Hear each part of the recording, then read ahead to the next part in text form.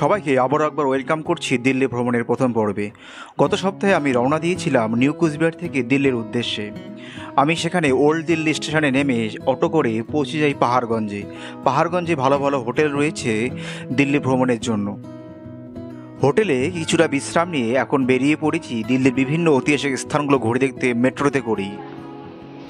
আর পাহাড়গঞ্জের সবথেকে nearest metro station হলো রামকৃষ্ণ মার্গ স্টেশন। পায়ে হেঁটে সেখান থেকে প্রায় 5 মিনিট।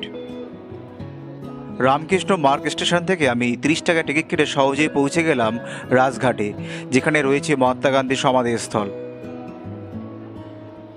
দিল্লি মেট্রোর ম্যাপটি ভালো করে স্টাডি করলে আপনারা খুব সহজেই এবং কম পয়সায় দিল্লির বিভিন্ন ঐতিহাসিক স্থানগুলো ঘুরে দেখতে পারেন। রাজঘাট মেট্রো স্টেশনে নেমে কিছুটা এগিয়ে আমি পেয়ে গেলাম রাজঘাট।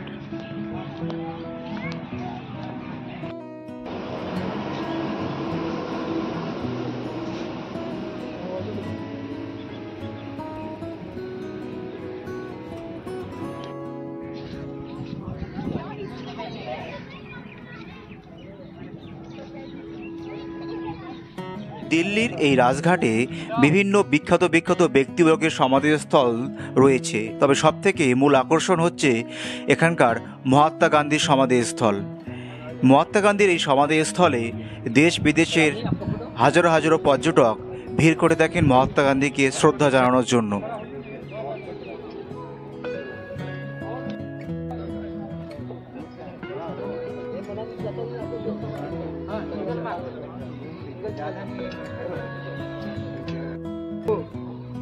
क्या सोच रहे हैं वहाँ बैठ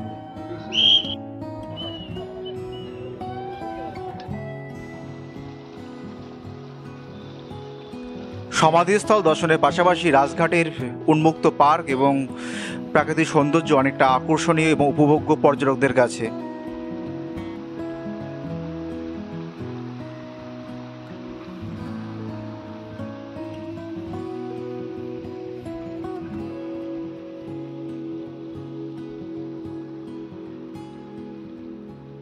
মহাত্মা গান্ধী সমাধিস্থল দর্শন করে এরপর আমি চলে গিয়েছিলাম আমাদের দেশের প্রাক্তন প্রধানমন্ত্রী রাজীব গান্ধীর সমাধিস্থল দর্শন করতে।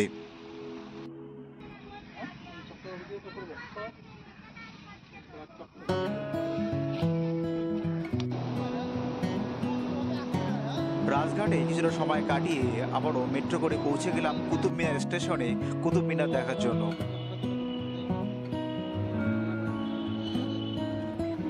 কুতুব মিনার স্টেশনে নেমে সেখান থেকেই প্রায় হাঁটা পথে 10 মিনিটে আমি পৌঁছে গেলাম কুতুব মিনারের টিকিট কাউন্টারে।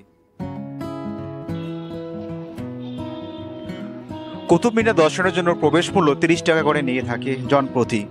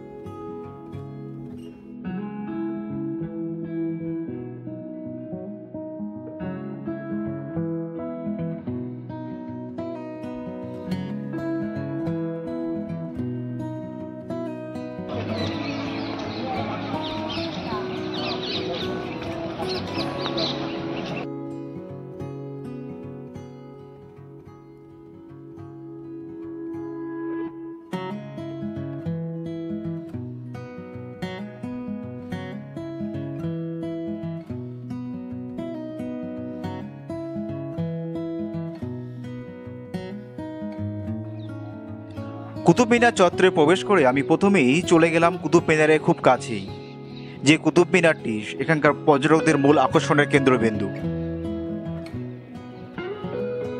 ইতিহাসের পাতা উল্টালে দেখা যায় 1202 খ্রিস্টাব্দে তৎকালীন দিল্লির নবাব কুতুবউদ্দিন আইবক এই দীর্ঘকায় মিনারটি স্থাপন করেছিলেন, যা উচ্চতায় প্রায় 72.5 মিটার এবং এর ভেতরে রয়েছে 379টি সিঁড়ি। 1981 সনের আগেও লোকজনকে এই কুতুব মিনারের ভেতরে প্রবেশ করার অনুমতি দেওয়া হয়েছিল, কিন্তু তারপরে এক আকস্মিক দুর্ঘটনায় ভেতরে জনসাধারণের প্রবেশ নিষিদ্ধ করা হয়েছে।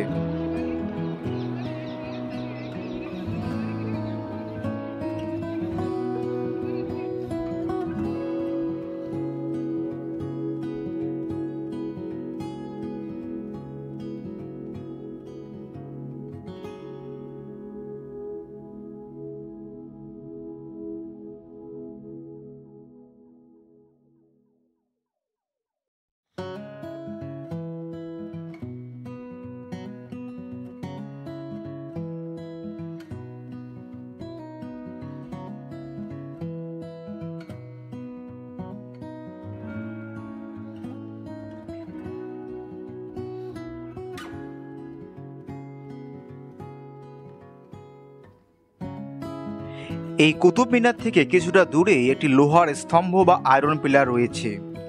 এর ইতিহাস যেমন অনেক প্রাচীন, তেমনি অনেক রহস্যে মোড়া। এই লোহার স্তম্ভটি প্রায় 1600 বছরের পুরনো বলে জানা গেছে। প্রায় 1600 সাল ধরে স্তম্ভটি খোলা আকাশের নিচে রয়েছে। ঝড় বৃষ্টির মধ্যে ভিজছে, কিন্তু এতটুকু মরচে ধরেনি।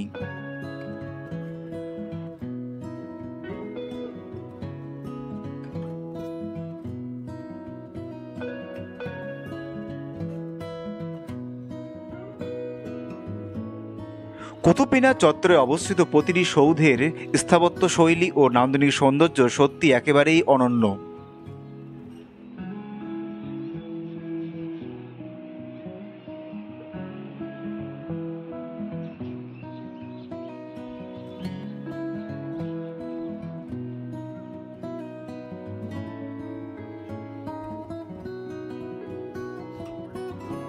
কুতুব মিনার চত্বরে অবস্থিত প্রতিটি সৌধ এক একটি ইতিহাসের নিদর্শন এবং এই ইতিহাস রহস্যে মোড়া।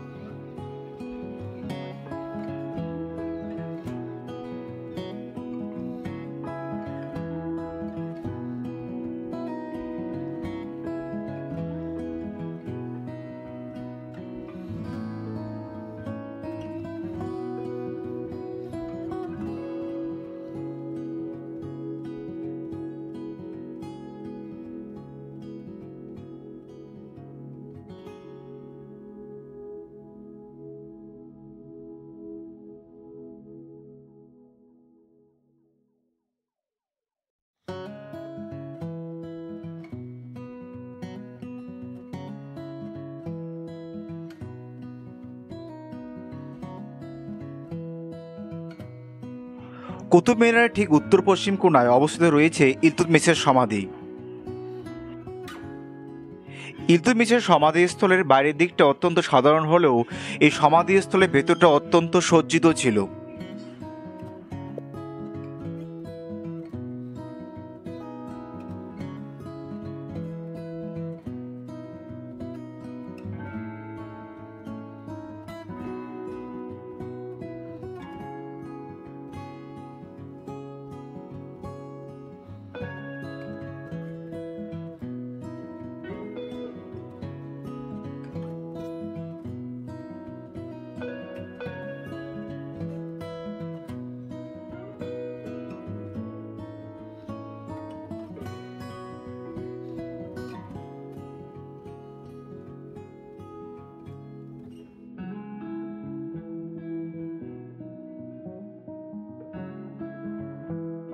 দিল্লি ভ্রমণের প্রথম পর্বটি আমি এখানে শেষ করছি। দ্বিতীয় পর্বে দিল্লির আরও অন্য কিছু ঐতিহাসিক স্থান ও তাদের ইতিহাস তুলে ধরার চেষ্টা করব। সবাই ভালো থাকবেন এবং সুস্থ থাকবেন।